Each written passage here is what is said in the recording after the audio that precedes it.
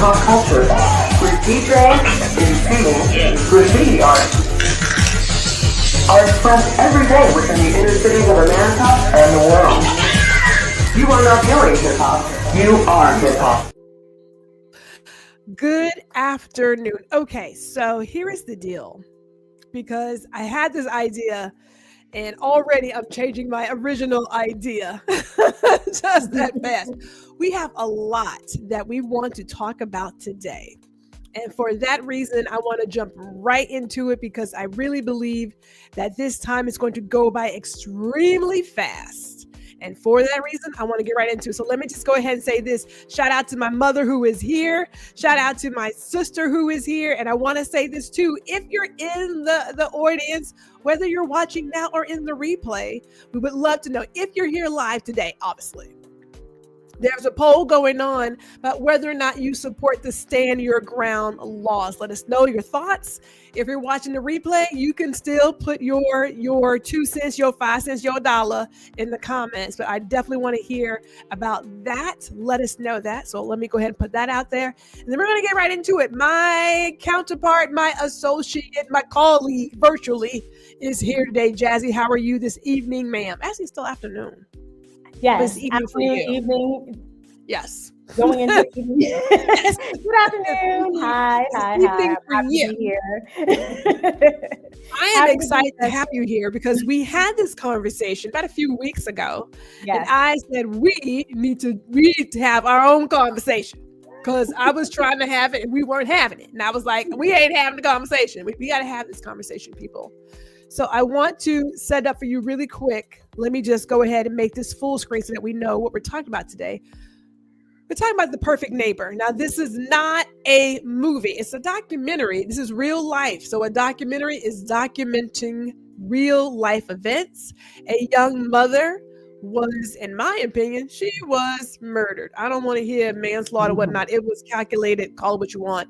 But this film, it is chronicling and escalating harassment that Owens and her children face from her neighbor Lorenz across the street. And at the end of the day, Owens was fatally shot by Lorenz through a locked door, a metal, dead-bolted, locked door, right? That's how this went down. What we want to talk about today, and this is my point of, you have these documentaries out there. What happens after the fact? We need to talk about the systemic racism, the weaponization of white fear, and the legal shield provided by stand your ground laws, even when the shooter initiates the conflict, because that was major. Now, Lorenz was convicted of manslaughter. She was given 25 years. But you know what? Let me come here really quick. Jazzy, since you and I had this chat yesterday and we're having it today as well. Yeah. I sent you an article that woman is threatening a lawsuit against Owens' sons for slander. Yes. And I think it just speaks to the audacity of it all. I think,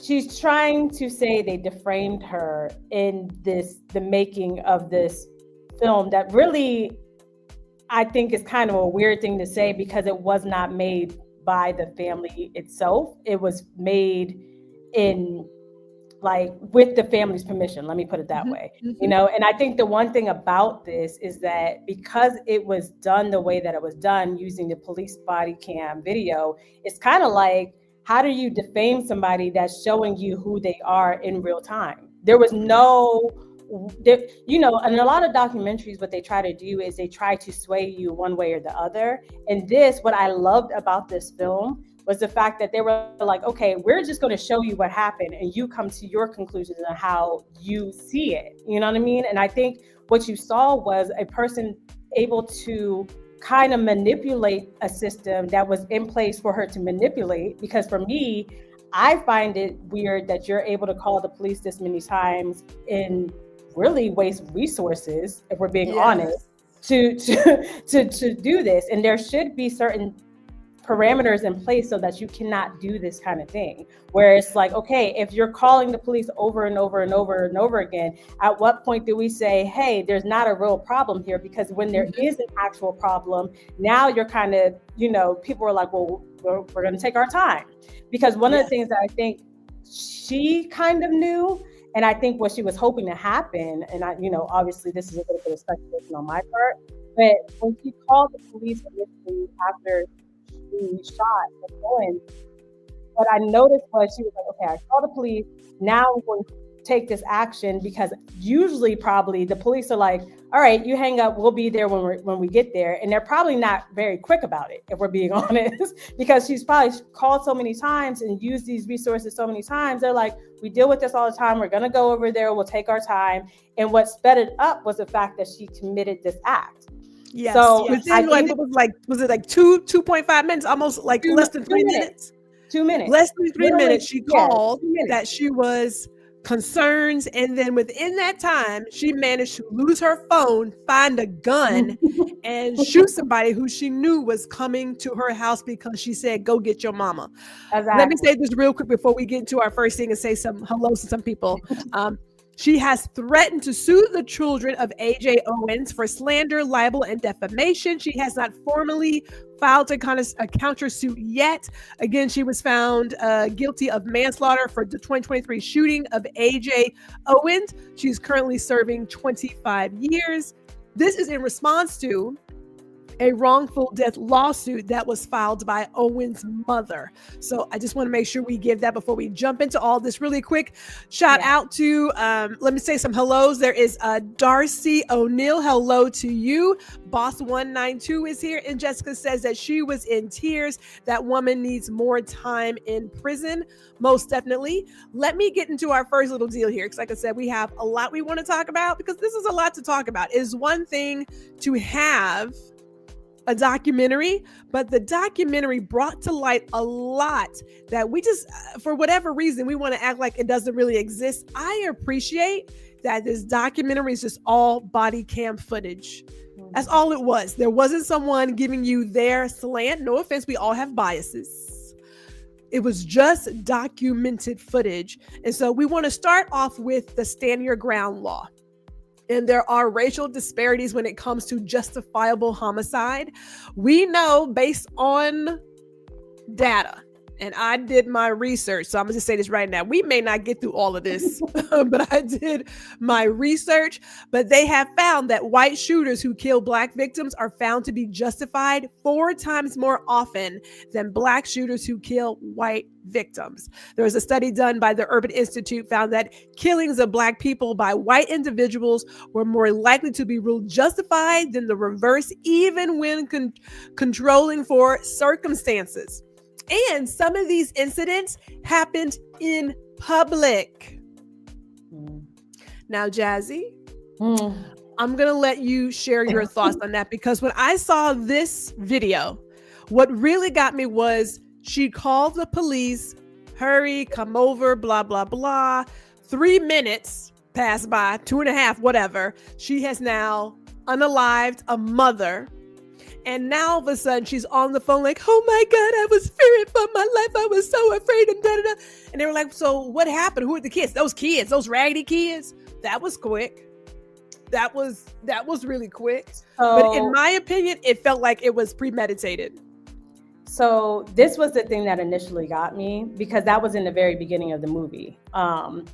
The documentary, it was the first thing that kind of heightened my ears, because the switch was so fast from the despair and the fear to the anger. And I think that's something that we have to pay attention to, and how, like you said, there's a weaponization there, and how people don't necessarily catch it. And that's the uniqueness of this film. It's letting her story play out the way that she's saying it, not the way that we want to interpret it. It's literally what she said in the first few moments of that film that was like, this is crazy for me in that moment, because I was instantly saw that there was a switch there. And I don't think a lot of people, unless you're around it or hear it, you don't necessarily see it, right? I think one of the things that this highlights is how we view police in society. Because if you're in a neighborhood that is over policed and you have police coming to your neighborhood over and over and over again, there's a certain way you interact with police that you wouldn't interact with police if you didn't have that around, right? Yes. And sometimes I think because we don't have the conversations of, hey, what is it like to be in a neighborhood that always has police around every corner versus what is it like for a neighborhood not to, we don't look at the police the same way, right? So it's kind of like when I heard that switch from her, I said, okay, she understands what the police is used for in her life versus how it would be perceived with the people that were in the neighborhood. And I think that was something that was stuck out to me in the beginning of that movie. When I heard her switch from the tears and the sobbing, she sobered up real fast. I mean, she could not help herself but dog out those kids again. She couldn't help herself. And I was like, wow, you went from I'm fearing for my life and I'm in tears to dogging her kids again. Really quick here, Jessica says, I'm not buying she couldn't find her phone. She knew exactly what she was doing when she did it. I completely agree. And shout out also to Black Eighth Element. Let me also say one more thing because I can see it. We do have 2 broadcasts going. Just a little quick FYI. There is a broadcast if you're on your phone. It should be optimized to watch it in a portrait mode. If you're at home and you're watching it on TV, you're watching on your tablet, there is a landscape mode. So both of those are there. Just a little quick FYI for you. I agree. Jessica, that she knew what she was doing. She called the cops and within like 2.5 minutes, she can't find her phone. But she found that gun though. And she knew again that the mother was coming over. Maybe they didn't have enough to prove that it was premeditated. And you know, sometimes I give the prosecution the benefit of the doubt of what can they prove. Manslaughter, okay. But maybe they didn't have enough to prove meditation, but it was clearly meditated. Like she knew that the child's mother was coming. She said, well, go get your mama. I don't care. I think that's the part that sticks out to me and that most people may have missed. I've been following this case from the very beginning, like back before this documentary, like way back in the beginning. And that was the thing that I read that kind of stuck out in my mind was that she told him to go get his mother. And to me, there was another part in this film when she's being interrogated where the officer is like, you're behind a locked door in your house. If you were so fearful, why didn't you go back to your bedroom and also lock that door? Because if she wanted to, if you watch the movie or the documentary and you watch it, her front door is next to a balcony door. A sliding balcony door. So if she really wanted to get into the house and she was really that angry, all she had to do was pick up something that was on her patio and throw it through the window and that's it, right? So I think the level of, you know, trying to say I was so fearful, it's like, well, how were you fearful? And my other thing was you shot through a locked, closed door, not at close range, from a distance. You had no idea who was standing behind the door. That could have been a child behind the door. Yes. So it's kind of like, there's so many things with this that really bothered me, but I just really think that people have to realize how certain people view the police and know what they can and can't get away with. And we have to understand the levels of that. And I think it's something that I've learned as I've gotten older, talking to more people and kind of being in the neighborhood that I grew up in versus the neighborhood I went to school in. I've kind of seen it, right? Where it's like, in my neighborhood, there were a whole bunch of police officers. And in the neighborhoods that I went to school in, there were none, like literally zero. You wouldn't see a police officer unless you actually called one. And I think sometimes that's important to point out because when you don't have that, in your head, if you've never seen the police, people cannot fathom why the police would just show up somewhere they're not supposed to be, you know? And so let me add to that really quick before I move to our next slide here. There is a difference. So I don't know if you guys have checked the news, but they've been talking about flock cameras, and these are license plate reading cameras where, yes, we are under surveillance. We can do a whole thing about surveillance some other day. But I think it was in Colorado, a police officer showed up to this woman's house who happens to be Caucasian, accusing her of stealing packages from somebody's porch.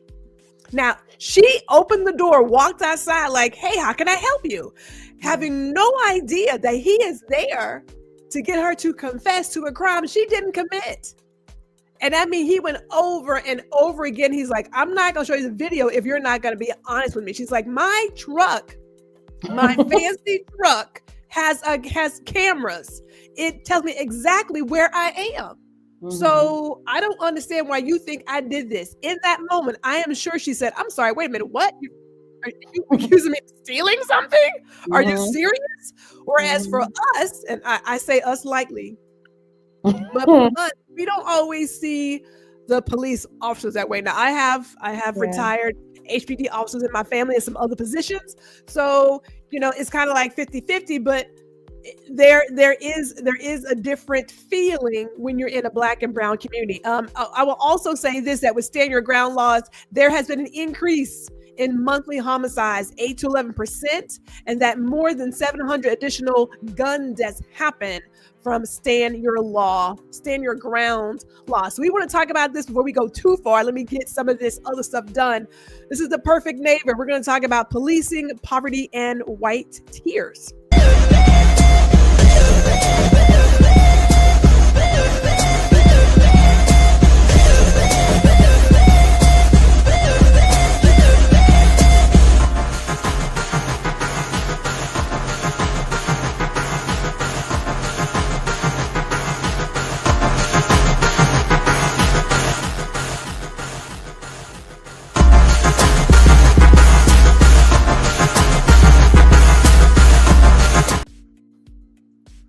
Hey, good afternoon. Okay, so let me go here really quick before I get myself into all the things. Let me go here and do it, and then I'll bring my friend back. This is Girl Listen. I am Gwendolyn G.R. Houston Jack. I have the beautiful guest Jazzy with me today to talk about The Perfect Neighbor, which is a documentary of a real life event. But we want to dig deeper into the over-policing of Black and brown communities. We want to talk about the weaponization of white privilege, and we're going to talk about bias as well from our law enforcement. This is streaming live to LinkedIn. It's also streaming live to YouTube on two formats. There is one if you're on your phone, so it's portrait. There is one that is a landscape if you are on a tablet or your phone or the TV. So just be advised of that. If you haven't already, we would love for you to like, share, subscribe, tell a friend, tell all their friends. And then also too, there is a poll going on right now. We got a poll going on. We want to know how you feel about stand your ground laws. Do you support it? Do you not support it? Do you think it depends on the situation? So really quick shout out to Ollie, who is here. Yes, thank you. Coming in and I know it's almost getting late on your side of town. Can you explain to a Belgian what is stand your ground law? I'm not in the U.S. Thank you for saying that. In the U.S., there is a law that in layman terms, if you feel a little funny about the person who's on your property and you feel threatened, you are allowed to use deadly force. There it is. That is it. And in some of these situations, and there have been some funny ones in the US, Ali, that there was one at a convenience store a few years back in Florida as well, where this person was like, oh, I felt threatened and now I'm gonna unalive somebody. Look, I believe that if you can walk away from something, walk away. Now, my husband is retired military. So yes, he owns guns, but he is very clear about one thing. You only carry the gun if you feel the need to use it. Otherwise, why are you carrying it? There is no need to go to the grocery store and have a whole piece on side of you. There is no need for that. You're just going to the store. Like, what exactly are you so fearful of? If that's the case, get your groceries delivered to your house. But that is the deal, Ollie. And so we have found in the U.S., if you are of certain ethnicity, and we'll say in this case, this was a white lady who fatally unalived a Black mother behind a deadbolt metal door. She really thought she was not going to be charged. Yeah. What say you, Jazzy? I agree with that. I think she thought that if she did all these calls and made a big to-do about this, if she did something, then she would be seen as a person that was having all these threatening occasions. But I think the thing that I loved that the documentary showed was they showed that her other neighbors were saying this lady is calling all the time. And Ali said it's a perception, right? Your threat is a perception. And I think that's something that's very important, because I think sometimes we perceive things to be threatening that are not threatening, right? I could say, if you're looking at me the wrong way, I can feel threatened by that. Or if you're saying, hello to me can mean something different than it can mean to you, right? So I think there's certain levels. It's like, how do you really justify what was justified as deadly force? And I think one of the things in this documentary, again, it's like you're shooting through a locked, closed door. She can't get to you. And if she wanted to really get to you, you're standing right next to a glass door. She could just throw something through the door. If she was really in that state, she could have done those things. And I think that just goes to show that your level of threat and what you feel is threatening versus what another person sees as threatening is two completely different things. Go back to your bedroom and lock the door until the police come. And again, there were things that she was doing where she researched stand your ground laws as well, right? So she understood, like, hey, there's something that I can use here, because I can say I was fearful of my life and she came at me. To be honest, it's kind of like you put yourself in a position where you set yourself up for the premeditated act that you were about to do. Because I too believe it was premeditated, right? The moment she said, go get your mother, that to me was a choice, right? It's kind of like it's a choice. And you could have just said, listen, I'm calling the police. When they get here, I'm going to send the police over to their house, right? Because at this point, they all knew where each other lived. So the moment she said, go get your mother, I feel like that was a conscious decision to make the choice that she made. So, she mentioned to go get the mother. She makes the phone call. Again, within like 2.5, 3 minutes, she has now unalived that mother. You can't, it does not add up. And also in that time, she couldn't find her phone to call the cops back again. She couldn't find her phone, but she found the gun though. Right. She found that. Let me share Ollie's comment real quick. A threat is on someone's brain, yet how many Black people got threatened, but they are dismissed of acknowledgement of this threat? 10 small microaggressions is a big threat. Let me tell you, when I go places, if I feel funny, I'm like, you know what? I'm not feeling this environment. Let me go ahead and leave. That's what I do. Yeah. Other people, and just certain people, like, well, no, let me start shooting at somebody because that's how I feel. Let me bring this up before we get into, because we're going to move right over into this, and then I'll get to Jessica's comment before we dig deeper into this. But there's two things here. So we did talk about the fact that there's over-policing, which we're going to get deeper into, but there is the stand your ground law where you feel threatened. But then there is this weaponization that we have seen time and time again. Angela Owachi, I hope I said her name right, Willigs, she had a landmark article called Policing the Boundaries of Whiteness, and she drew a direct line from Emmett Till's 1955 lynching to Trayvon Martin's 2012 killing. Around that, both of these cases reflect on how whiteness is protected and Blackness is criminalized. Now, you guys know the horrible story about Emmett Till. He was murdered after being falsely accused of offending a white woman. His killers were acquitted by an all-white jury despite overwhelming evidence. Trayvon Martin, a Black teenager, was killed by George Zimmerman, who claimed self-defense. Although he followed that kid, he followed him. And of course, he used Florida's stand your ground law. He too was also acquitted. Now, Let me go ahead and say this, because you and I were having this chat, Jazzy, and I'm going to bring Jessica. I'm going to bring up your comment real quick, and then we're going to get into this. That last interrogation, when they officially arrested her, they asked her if she had any search history on her computer or her phone that would show her looking up that law.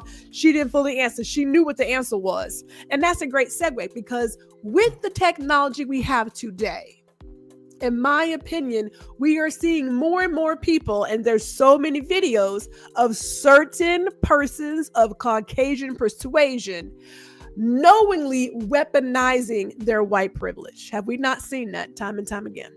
Mm-hmm. We're seeing it far more now. Like in the past, it was just accusations, right? Accusations led to a lot of horrific events in Black communities. There's been a couple of bombings here and there, but that's not today's show.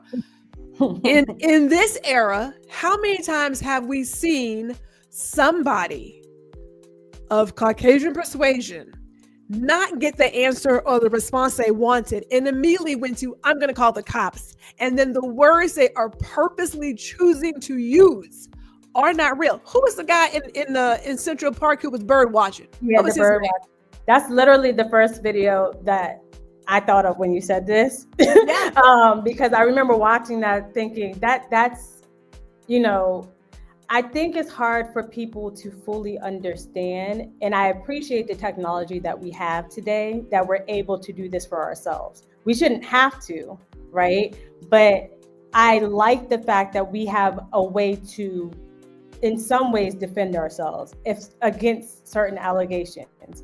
And I think that's something that, again, people don't fully understand, because when you don't walk in people's shoes, you would say, okay, this thing doesn't happen. You're making that up, right? If you're not in community with a certain group of people, you may never see certain things, right? And I think that's part of the beauty of talking to people. And I like talking to people. Like for me, I'm willing to have the conversation, because I do think it's important to have the real conversation with somebody that actually wants to know.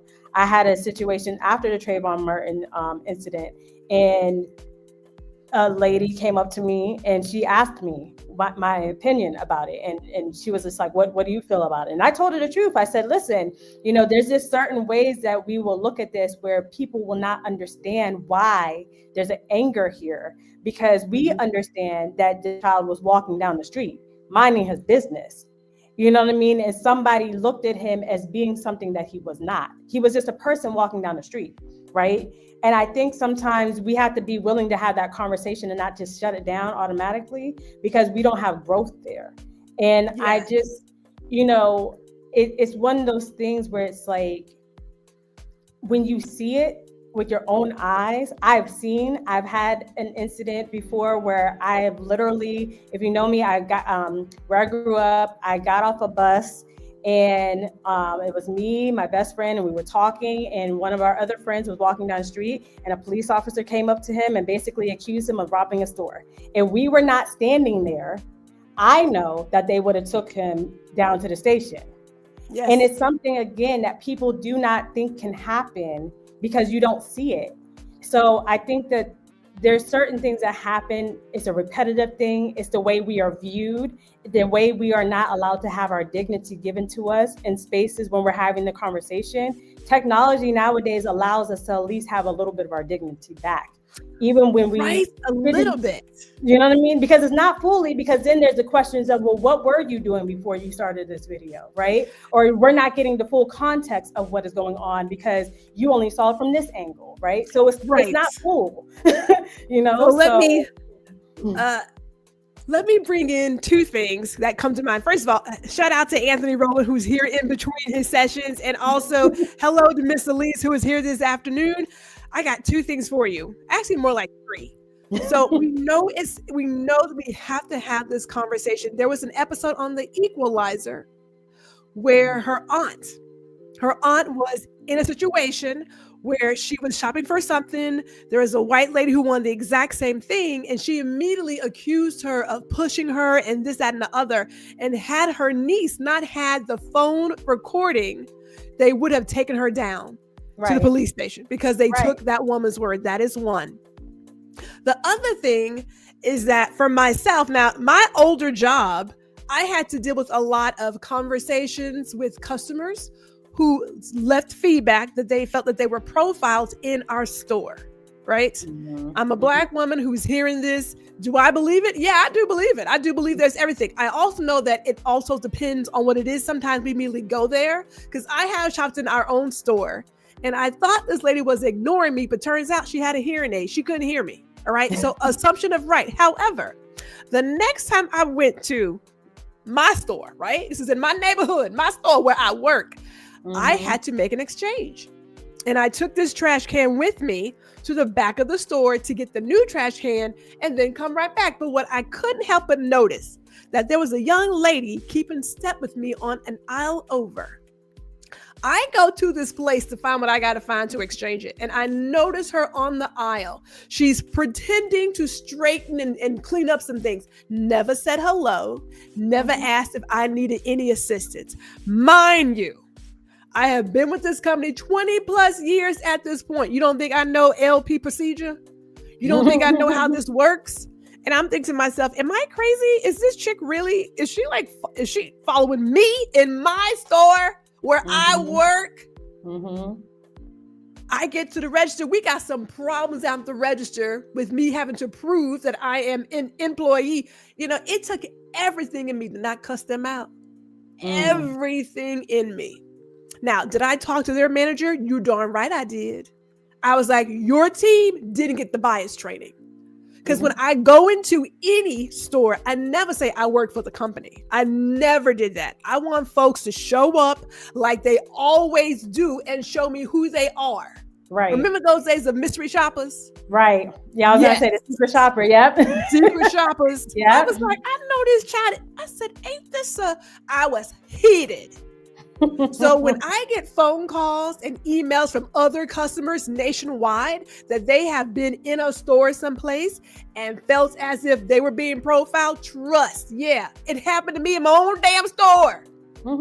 Yes, we know this. It's not always, well, you're thinking it's not. It is not a thought. If you've ever experienced it, you know how to peep it when you peep it. Right. So let me say this really quick as we get into yes, technology for humanity. Isn't that great? Ron says, I remember that episode. Yes. If you can find these situations in our modern day entertainment, we have to find ways to help people have those conversations. That's why sci-fi is so good. Because we can talk about inequalities and discrimination using sci-fi topics because we're not adult enough to just do it outright. Yes. You know what I'm saying? Like think about Star Trek. Think about Star Trek, think about Star Wars. We talk about a lot of things using sci-fi topics because we're not adult and mature enough to just have the conversation outright. Yeah. We got to make up people to help us have that conversation. Yeah. I used to be a diversity trainer. So we got training to train other people. And one of the first things you do when you're doing diversity training is basically you go into the room and you say, okay, throw out every prejudice that you would think about another race or gender. And you would, it always amazed me because, of course, you know, there were certain audiences that were okay with throwing them out there and some that weren't, right? And we were just like, just do it. Like, because the thing is, and I think this is something that's really important, we all have biases in our head, whether we want to think so or not. We all have biases about each other in our head. And that's why I say it's important to have the conversation and be able to say, hey, I'm in my own store and you're profiling me, right? I'm in here as an individual shopping and you're sitting here as if I would come in here and do something nefarious. Even if I wasn't in my own store, that still shouldn't give you the right to profile me, right? Because I'm still a person that's in here trying to spend my money, right? I went to a certain luxury brand store. Same thing was happening to me. I was getting followed around. And finally, I turned around to the person. And I said, listen, I said, if you think about to steal out of here, I'm not. I said, but let me tell you what I'm not going to do as well. I said, I'm also not purchasing anything out of the store today. I said, because while you may think it's okay to follow me around, I said, you're making me feel uncomfortable. I said, and now I'm having to call you out, and now I want your manager, because now I'm going to tell them that you're making me uncomfortable. And I had to learn too that certain brands don't want our money anyway, right? And that's just true too. Like that's the truth. We have to be honest with that too, but that's a whole nother conversation for a different day. But I think sometimes I bring up the biases part because I think sometimes we all think we're like, oh, okay, I'm better here and I'm better. We all have it, right? We all have it. And no matter what we think about each other, is your willingness to see a person in the value of them being a human, right? And how they bring their humanness to the world and view people through a lens of, okay, I want to see who you are and not just look down on you and think that I'm up here on this pedestal and you're down here. The moment we can really look at each other in the eyes and say, I value you as a person and you value me. There was no humanity from Susan. There was just none. No. Oh, no. Right? Like there was no humanity for the kids that were in that neighborhood from her. There was no humanity in even today. To me, there's no remorse or humanity that she has shown this family after she even took a life, right? Yes. The only thing she really believes she's justified. Right. And the only thing she feels bad for is the fact that she didn't get away with it. That's the way I feel, right? Like I completely agree. It is clear. It is clear from the fact that she's even threatening a lawsuit for slander is clear. It has not registered with her that she was wrong. She has no remorse whatsoever. Karma's gonna get her though. I'm not worried. Like everybody gets their comeuppance. Yeah. At the end of the day. Let me get into Ali's comment. He says, and I totally rebuke people that are using excuses for their harm. No, being ADHD, autistic, neurodivergent, whatever, it's not an excuse or a white card for toxic actions. I agree with that. So let's go to that, because we see that there are false accusations by white individuals, sometimes called weaponized whiteness. It has led to police confrontations, arrests, and even deaths of innocent Black people. E.g. Christian Cooper in Central Park. That's his name. I knew it was somewhere. Girl, I've been researching all this stuff. And Elijah McClain in Colorado. Let me bring up one more that happened somewhere in Texas. I watched this video about maybe 2 or so months ago, but this guy was at a gas station, did not like the music playing in a lady's car. He got belligerent with her and then called the cops, claimed that she hit him. Now, she recorded the entire time. And she said, you should not do that because you're going to go to jail because you're making a fraud, a false, what you call it? Police What's report. the thing? Yeah. False report. Thank you, ma'am. Yeah. And he did it anyway. Now, typically, we have seen in the past where the person who is being accused has no plate. Now, I'm not going to say that both of the cops were like, look, it's 8:00 in the morning, shouldn't be that bad. But they were, it was still kind of leaning towards, here's this white guy saying that this happened and that happened and that happened, right? The people in this love said she's here all the time. She comes in here, she's a regular, we know her, she's not combative. We don't know what it's about. Now, of course, they have their cameras. She has her phone. And she's like, you can watch it right here. I have proof. I never touched this man. Right. We have all of his words. So they go to him and say, look, we see that she never touched you. He's like, no, she did. She assaulted me. He's like, if you can't show me on your phone where she did this, you're going to jail. He's like, I'm telling you. He said, I just need to see it. And he kept on with the lie until the point he's like, well, maybe she didn't touch me. He's like, you know what? Put your hand on your back, you're being arrested. Right. I am happy that we are now getting to a place, and it's a very slow moving needle, that they are holding these folks accountable for these false reports. It is a waste of resources. And you're putting somebody's life on the line, because a lot of these cops, they will shoot first and think about it later. Yes. This is not, it's like when we say weaponization, it is not just they'll just get like a ticket. There was another father and son, 2021 in Florida, working on their rooftop. There is a bank robbery. Their neighbor calls and says, I think you have one of the suspects here. They get pulled over. They are detained for an hour. His 14-year-old son is handcuffed in the back of a car, all because some lady said, I think he may have been part of that. Yeah. There are real consequences to these lies, and the weaponization is not just, they'll get over it. That is not the case. That is not the case. And one of the things that is not talked about, because yes, there's a component of, them getting arrested and all that stuff. The financial resources it takes to make yourself innocent in some of these cases, and then trying to get some of this stuff expunged off your record, it costs a lot of money. Yes. And nobody talks about that piece of it, right? Getting expungement is not cheap. You're not automatically, like when they drop the charge, that charge doesn't automatically just drop off your record. Like you have to go and get that taken off. And I think some people don't understand the financial cost of this weaponization as well, because some people don't have the money to do it. Right? Yes. Some people don't have the money to even say, okay, I'm innocent. Some people don't even have the money to get out of the jail cell that they're in before their trial comes to play, because they don't have the money for bail, and neither does their family, right? So these have ripple effects that can affect these families over and over and over again, right? And I think sometimes we just have to think about, like, it's not just in the moment scars that are being written on these people's chests, right? It's ramifications for their job, for their livelihood, for everything that's going on, their businesses, their reputation, them trying to fight an uphill battle against a system sometimes that is not going to even look at them and giving them the humanity that they deserve. And I think that's why when I see it happen, I think when I watched this documentary, it was honestly a little bit of a trigger for me, because I was like, man, here it is that this whole neighborhood is telling you that they have people dealing with this lady that is telling them a lie after a lie after a lie after a lie. And she knew that she could keep going with it because nobody was going to stop her. We need to have certain laws in place to be honest, to fight against that and to say, hey, this is not something that we need to keep wasting our resources on.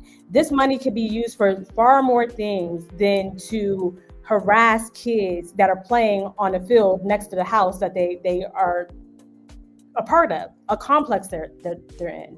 Like, it just needs to be said. And I think sometimes we have to be honest and search ourselves and say, like, why do we allow this to happen? Why is this okay with us? And I'm not saying us, I'm saying a certain group and demographic of people that allow this kind of weaponization to happen in the first place.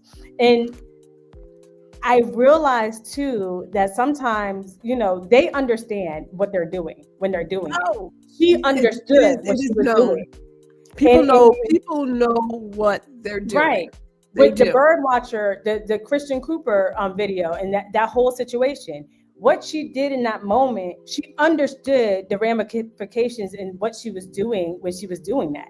That wasn't a momentary lapse in judgment. Mm-hmm. She understood, right? And I think that's what bothers so many people about it, right? But there's far more hers than there are that people that are saying, hey, like, we need this to change. The system doesn't change if people don't allow it to change. The system doesn't change if these people don't say, hey, we're not going to stand for this anymore. And you have to recognize it. Like, it needs to be acknowledged. Let me jump in with Ali. He says, a waste of resources and most important, waste of time, of nervous system energy. We need to raise humanity vibrations by considering we are all the same souls in different human vehicles. Even if they don't understand, they are not caught accountable for the toxic behavior. We need to stop to normalize toxicity. Now, here's the next thing I want to talk about here. That's a great segue. When we talk about the police bias. Now, when I watched this, let me come full screen real quick. When I watched this, the very first interaction they had with AJ Owens, one of the cops was like, yeah, people do things, but that male cop, and I'm gonna say it, that white male cop, he went into this immediate mode of, you should do better. Keep your kids on this side of the street. Don't go over there. I'm sorry. She don't own that land. And why is it that we have to do better versus telling this lady she should just move? Why not? Like, there is this want to tell certain persons that if you would just stay in line, this could just all go away. His attitude was stank. The bias was falling off of his body. I was like, this is the first time you've even come out of here, and that's your response? Seriously? So let me go here where we talk about that Black people are stopped more often than white people, especially for non-safety related pretextual reasons like minor traffic infractions. Searches and use of force are more frequent during stops involving Black individuals, even when controlling for location and alleged offense. There are, of course, disparities across each stage of police interactions, from initial stop to search, citation, arrest, the use of force. It goes on. It goes on. We know there's a bias there. Now, personally, if you research the history, I just believe you've got your slavery links that have just simply transitioned into what we have today as law enforcement. Yes. Okay. Yes. And also, you know, when they say the saying really is one spoiled apple spoils a bunch, because one spoiled apple does. I think when you can have 50 good cops come to you, but that one person that's treating you a certain way, and if they're planted in a certain neighborhood, right, that can have lasting ramifications, not just for the police, but also for how people in those neighborhoods deal with and interact with and understand how the police are, right? And I think something that's not talked about enough is why certain demographics view the police the way that they do, right? Like, yes. It's something that we kind of gloss over because I think everybody believes that the police are used in the same way, but they're not. Because if I'm like I said earlier, if I'm in a neighborhood that always has cops in the neighborhood constantly surveilling me and viewing me and following me and doing certain things to me and harassing me, right, when I feel like I'm doing nothing wrong, versus never seeing a cop in the neighborhood ever, right, I'm going to view those situations differently. And my perception of the police may be fear versus the perception of somebody else and how they view the police as, okay, these are nice, friendly people that are trying to help us.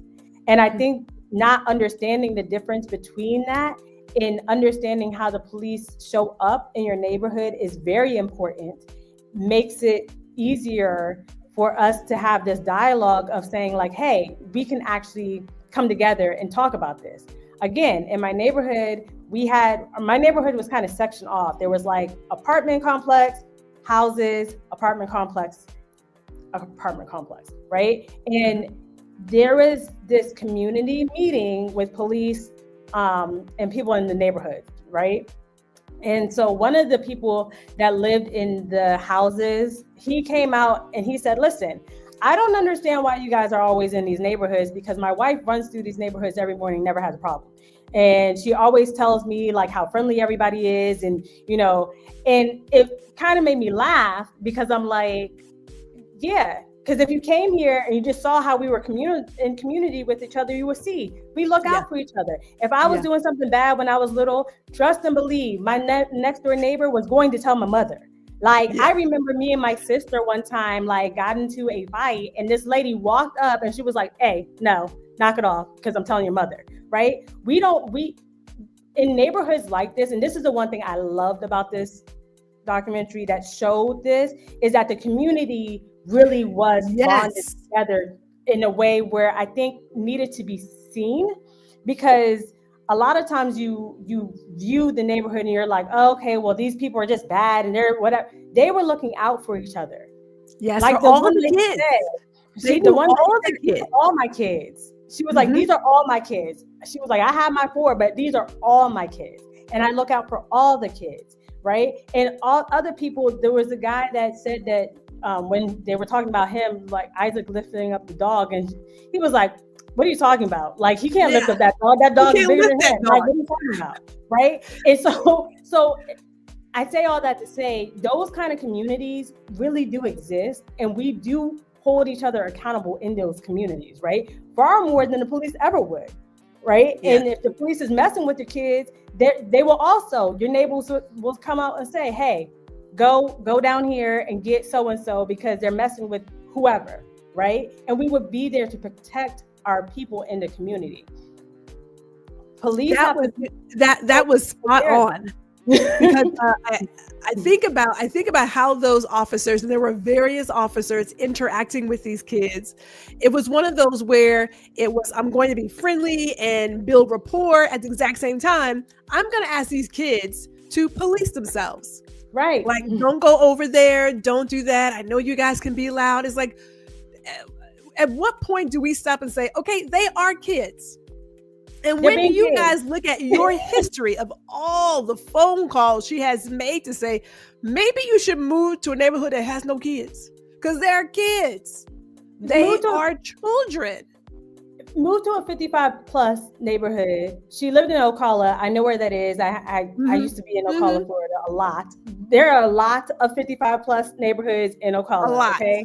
But also the thing that got me was, it wasn't so much when she called them out to the neighborhood. What really got me kind of like, at this point, she's being kind of out of control, was when she actually went to the police station. And I said, at what point do y'all say, hey, ma'am, you got to knock this off? Like, we have hundreds of calls from, or like all these calls from you. We have, you're coming up here. What do you want us to do about this situation? Because at a certain point, what is it that you wanted the police to do about the situation? Did you want them to make them not play in the field that was not your property? Like, what it was open land. It was open land. But I want to pull in something that you mentioned, because you did mention the trauma of it. There is a mental health toll, right? There are psychological and social consequences when there is a repeated negative encounter with police that contributes to stress, trauma, and feelings of unsafety. Just looking at what we are seeing right now happening across the board, I can only imagine what some of these kids are feeling. Now, I know in elementary school or what have you, they teach you the firefighters are good, the cops are good, teachers are good, the so-and-so's good. They are put up as, you can always trust them. You can always trust them. Okay. Completely forgetting that some of these people have crazy biases, should never be in a position of law enforcement until that first interaction happens. This is even for example, if you just do as you're told, that's that BS right there. Yeah. That's the BS. Yeah. But that comes from, again, some other time, and they're just bringing that attitude forward. Is like, no. I don't. We have seen it time and time again. Yeah, I don't even think people realize the trauma that does come from that. Like I said, like I know a lot of people that do not trust the police at all and will not call the police under any circumstance because they don't trust them. Simply because of the reactions that they've had from them in the past when they were kids.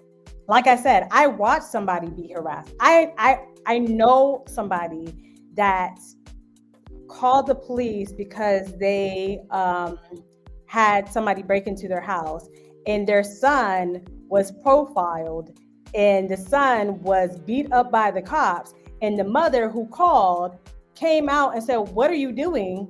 I told you the description of this person. This does not match this person at all. And they sued the county for that situation, right? How do you learn to have a dynamic with the police if you don't give people in these neighborhoods the dignity, right, and respect, just like you would want for your kids?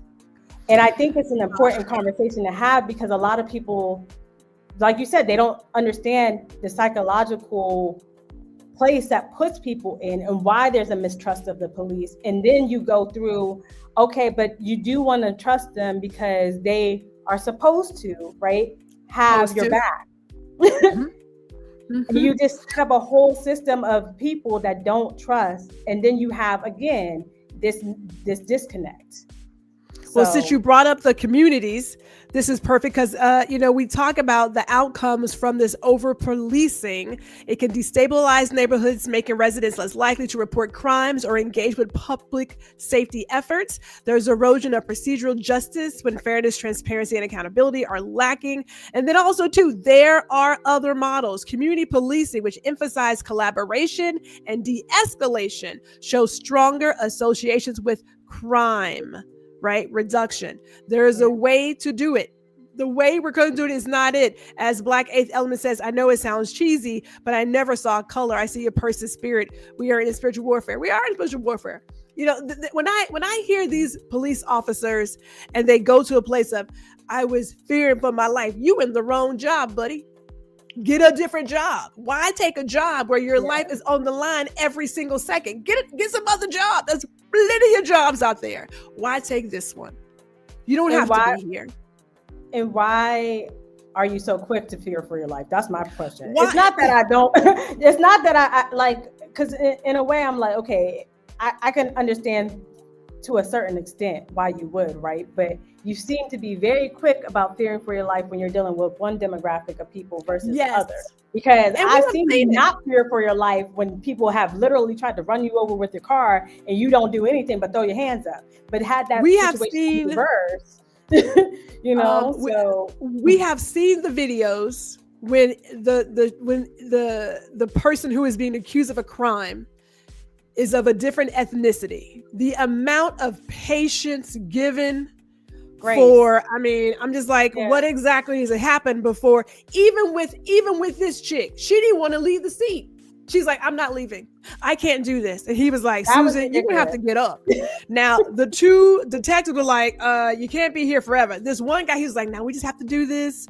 Blah, blah, blah. There's a doctor in the jailhouse. The other guy's like, well, you can't stay here. The deputy comes in and says, we can do it the easy way or the hard way. But even then, they allowed her to sit there. She's like, I'm not leaving.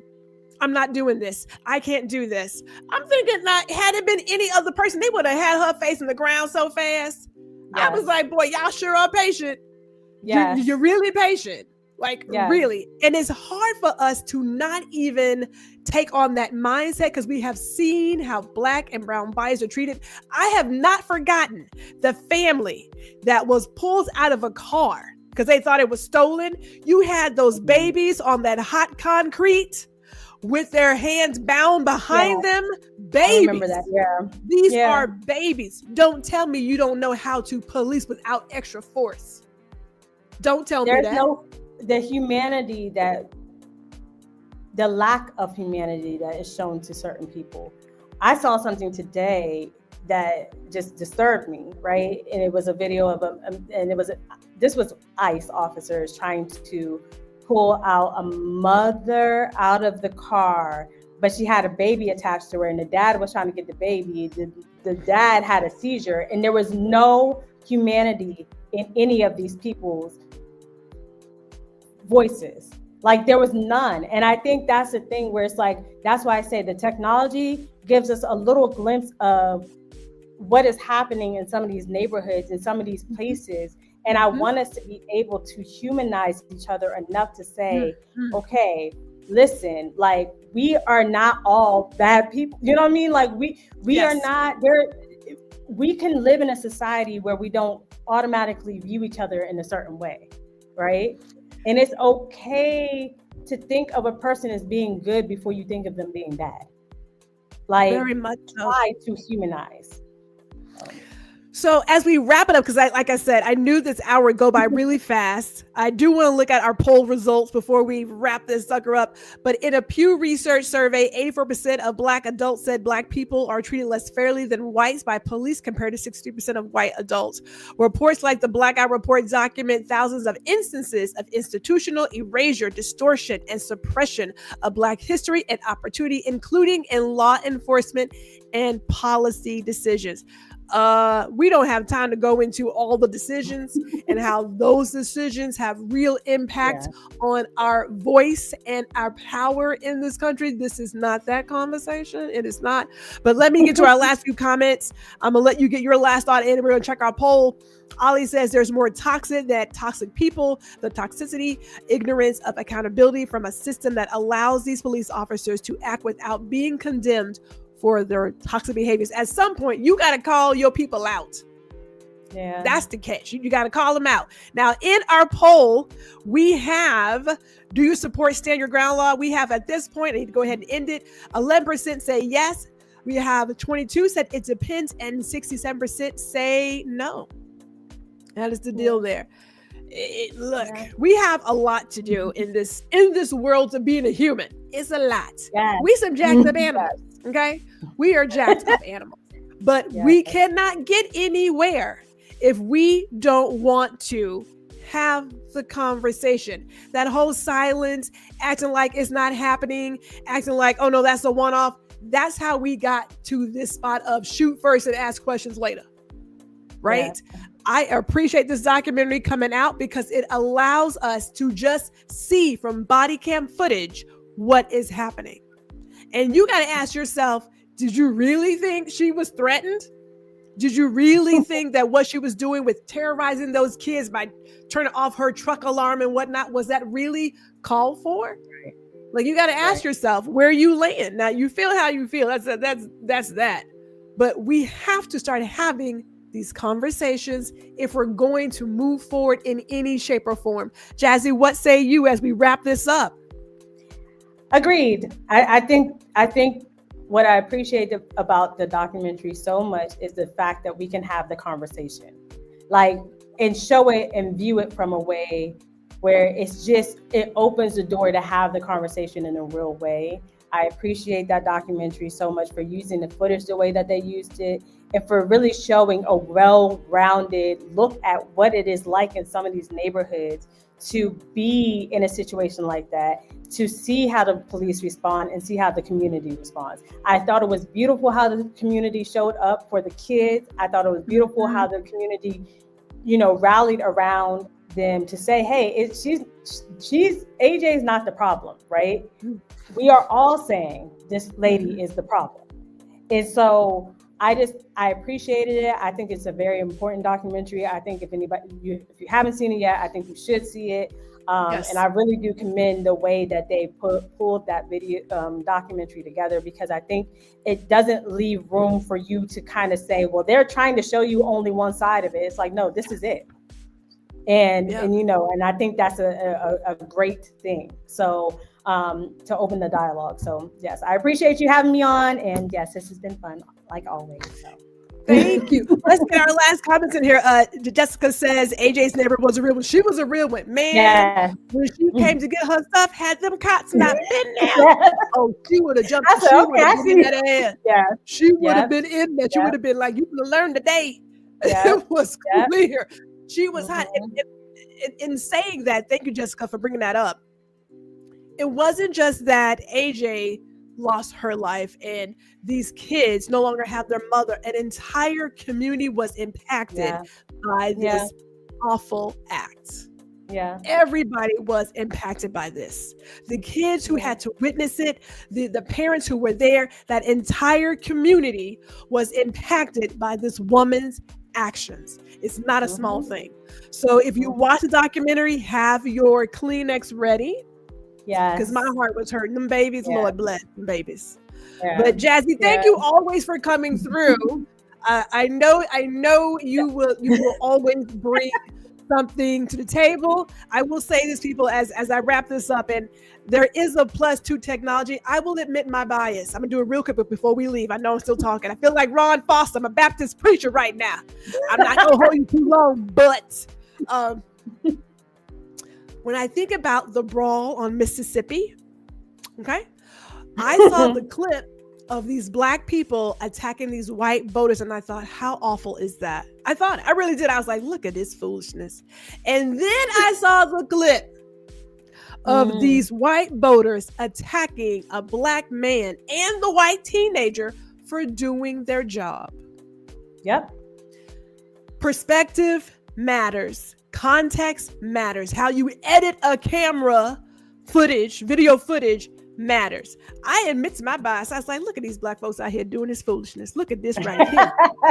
Look at this. And then when I saw how it happened, what happened before, which we have seen a lot of things, they only take one part of a story. Yeah. I'm not gonna lie to you. I would have grabbed a folding chair too. Right now, I would have grabbed a folding chair. But let me not go there. I want to thank everybody for tuning in today for this conversation. Thank you guys, Jazzy. Don't go anywhere. Thank you all for being here. Really appreciate it. If you're not having these conversations, please start having them. We gotta start talking about this, like real talk. We got to do it. Thank you again for watching. Girl, listen, if you are watching the replay, I want to hear your thoughts about stand your ground laws. Put it in the comments, and I will see you all next week, Lord willing.